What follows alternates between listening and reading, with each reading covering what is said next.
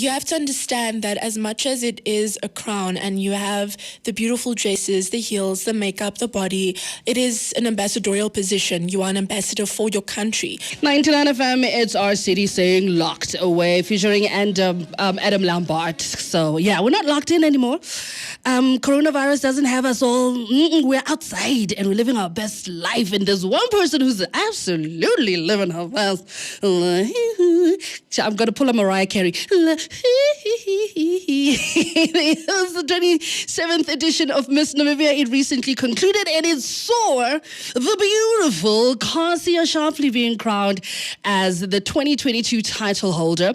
And we were all just in awe, like that moment before they went, and Miss Namibia for 2022 is... So now I'm going, because she's in studio. How are you, Cassia? I'm doing very well, thank you. How are you doing? I'm so fantastic. That's great. I'm sure you're doing better than I am because, living your best. Living your best. Yeah. So let's get to know Miss Namibia. Yes.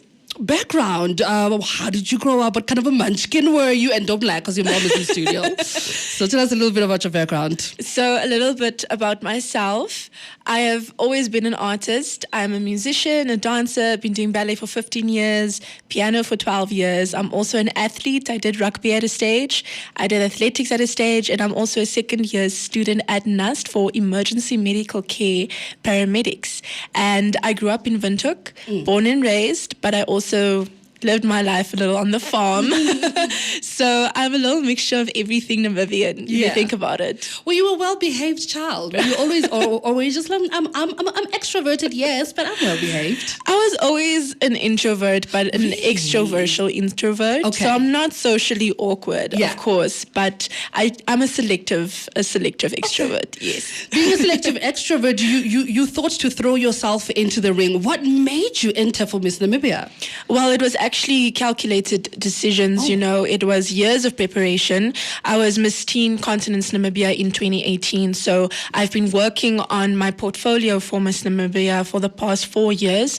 I also have my own foundation ever since 2018, and it got its true identity in 2022, being poverty alleviation. That's my social cause. So it wasn't just a decision, let's do Miss Namibia. It was, I'm physically, mentally, spiritually ready. So let's attack this and let's get the crown. I love that. I love how you just, you put it into play. You have to be emotionally, physically, spiritually, and all of the way. Because us, we just think, no. Maybe work out, have that perfect body, and then you're set. Yeah. But I want you to dive a little bit deeper into those preparations, Cassia. Yes. What does that look like? Being spiritually ready, being psychologically ready?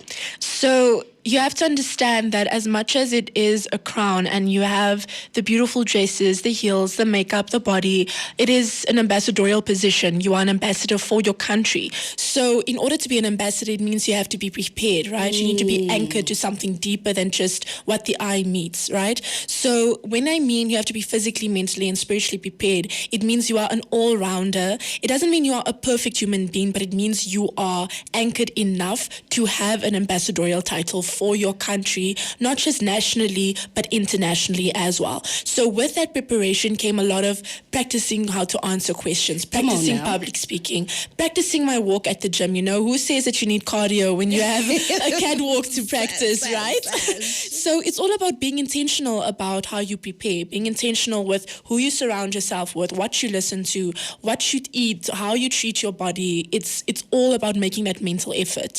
So you've done the preliminary work. Now you're in the pageantry itself. How was it being with other girls in the pageant first and foremost? It was extremely empowering, to be honest. Ever since I was a semi-finalist, I felt the sisterhood and I felt the love. It never felt like a competition. It just felt like a big family, especially with the NPC crew. They felt like family. It didn't feel like work, simply just because we faced every challenge together. And so it didn't feel like a challenge. It just felt like, okay, let's overcome it. And And I've never felt so much empowerment within a group of women. I've never felt so much sisterhood in a group of women like I did with my finalists, my top 12 finalists. And getting to know them and being able to support their respective advocacies throughout the journey has been a great blessing. I love that. And the reason why I asked that question is because I'm also trying to dismantle the whole concept of the pull her down syndrome. You know, that women are catty. Because we can easily associate that with the pageant. That, oh, women are catty, it's a competition, it's claw her. So to know that you had such a beautiful sisterhood is very admirable. Last question for now. I want to know, what was the most nerve-wracking part of the pageant? Is it the swimsuit wear or is it the questions? Where's the challenge? Where's the most like nerve-wracking part when you're on that stage? I think the most nerve-wracking part was actually not disappointing my fellow Namibians. Okay. Because I have such a great passion for my country and its people, and the last thing I wanted to do was disappoint them. So I was very intentional with how I answer my question. I was very intentional with how I make them feel, not just as citizens of Namibia, but as human beings. You know, we need to consider humanity when we have these endeavors, when we have these opportunities to speak to the public and uplift them. So I think the nerves I had mostly was to not disappoint my fellow Namibians. Oh man. Cassia Sharpley, Miss Namibia 2022 is still with us and she is picture perfect. Speaking of which, here's Don Kamati with photo.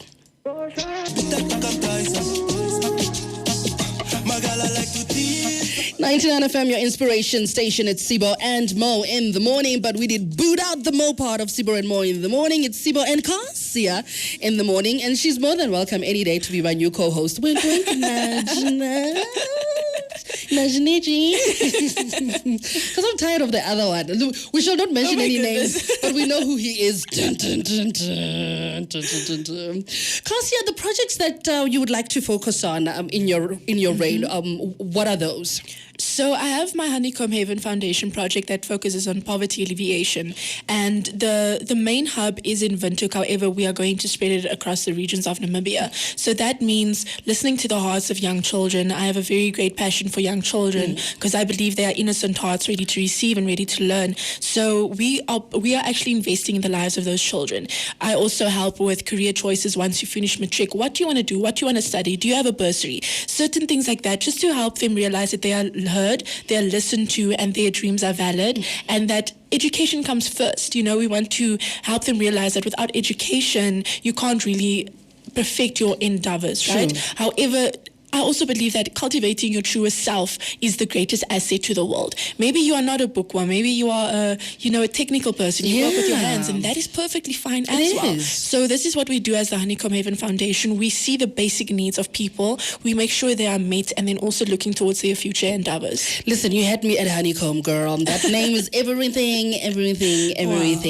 Wow. Just school us on how your calendar is going to be looking like for the next year. The beauty calendar in terms of international competitions and preparations and so forth. Because us, we only know, okay, it's Miss Namibia and then Miss World. But I'm sure there's a lot of things that happen in between. Yes, definitely. So I believe that I'm always active. I'm never passive. I make sure that I'm active in everything I do, that actions speak louder than words, right? We all know that quote. So I'm going to be doing my respective projects, and I'm going to be preparing for Miss Universe in December, actually, in Costa Rica. So yeah, I'm quite excited for that one. I believe that this is our year as Miss Namibia. It is. And as Namibia in general. So I'm very excited to represent my country. Yeah. So, Costa Rica. We were talking about this off air, about me being your +1, but we'll circle back to it. We'll circle back to it off air again. Of course. Off air again, we're talking about your family and how they're adjusting to you being Miss Namibia. Yeah. Friends and family? Friends and family, I have to say, they are eating it all up. They are embracing it. You know, the support system is there. I'm eternally grateful, but they are loving the title themselves, you know. No, Miss Namibia is my cousin. Miss Namibia is my sister. Of course. And I'm like, yes, honey, own it. Okay, are you finding people that you did not know they were on some? No, we were friends in high school. Yeah. No, she's my cousin. You're like, are we though? I'm loving it, so I'm just embracing it. And I know you said earlier on that you did prepare for this reign, but now that you're actually in the role, how are you managing the public eye on you? I'm loving it. Okay. It doesn't make me feel awkward. I don't feel overwhelmed because Okay. I signed up for this, right? And I'm embracing it. I love how all the Namibians are just supporting me and how I can support them. You know, I'm a mixed race girl. I'm a colored, so I can support every single sector of Namibia. Yeah. Yes.